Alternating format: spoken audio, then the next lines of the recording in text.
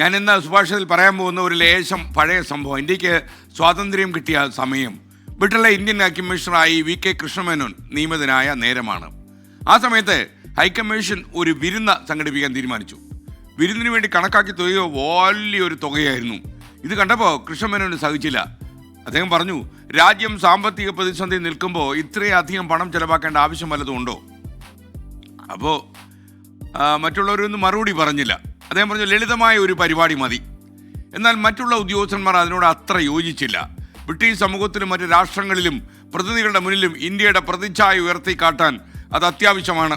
നമുക്ക് ഇത്രയും കുറച്ച് ചെലവായാലും വേണ്ടില്ല, നല്ലൊരു പാർട്ടി സംഘടിപ്പിക്കണം എന്നായിരുന്നു അവരുടെ വാദം. പക്ഷേ വി.കെ. കൃഷ്ണമേനോൻ തൻ്റെ നിലപാടിൽ ഉറച്ചു നിന്നു. ഇന്ത്യയുടെ യഥാർത്ഥ ശക്തി അതിൻ്റെ നയങ്ങളിലും തത്വങ്ങളിലുമാണ്, അല്ലാതെ ആർഭാടപൂർണ്ണമായ ഇത്തരം ചടങ്ങുകളിലല്ല എന്ന് വി.കെ. കൃഷ്ണമേനോൻ പറഞ്ഞു വെച്ചു. അവസാനം ആ വിരുന്ന് കൃഷ്ണമേനോൻ ആഗ്രഹിച്ച പോലെ വളരെ ലളിതമായ രീതിയിലാണ് നടന്നത്. കൃഷ്ണമേനോന് വേണമെങ്കിൽ മറ്റുള്ളവരുടെ അഭിപ്രായത്തിന് വഴങ്ങി വളരെ ആഡംബരമായിട്ട് അവരുടെ മുമ്പിലേക്ക് ഒരു തലപ്പൊക്കം കാണിക്കാൻ വേണ്ടി വലിയ രീതിയിൽ ആർഭാടമായിട്ട് നടത്താമായിരുന്നു. പക്ഷേ അദ്ദേഹത്തിൻ്റെ അഭിപ്രായങ്ങളിലും തത്വങ്ങളിലും ഉറച്ചു നിന്നു. ബാഹ്യമായ പ്രകടനങ്ങളിലല്ല, മറിച്ച് മൂല്യങ്ങളിലുള്ള ഉറച്ച വിശ്വാസത്തിലാണ് യഥാർത്ഥ ശക്തി കുടികൊള്ളുന്നത് എന്ന് വി.കെ. കൃഷ്ണമേനോന് നല്ല ബോധ്യമുണ്ടായിരുന്നു.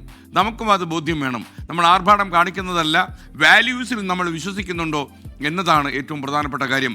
ഈ കാലത്ത് വാല്യൂസിൽ വിശ്വസിക്കുന്നു എന്ന് പറഞ്ഞാൽ അയാൾ ഔട്ട്ഡേറ്റഡ് ആയി എന്ന് കേട്ടു നിൽക്കുന്നവൻ ചിലപ്പോൾ ശടിച്ചു കാണും. പക്ഷേ ഏതെങ്കിലും കുറച്ച് ആൾക്കാർ കാണും ഇപ്പോഴും മൂല്യങ്ങളിൽ മുറുകെ പിടിക്കുന്നവർ.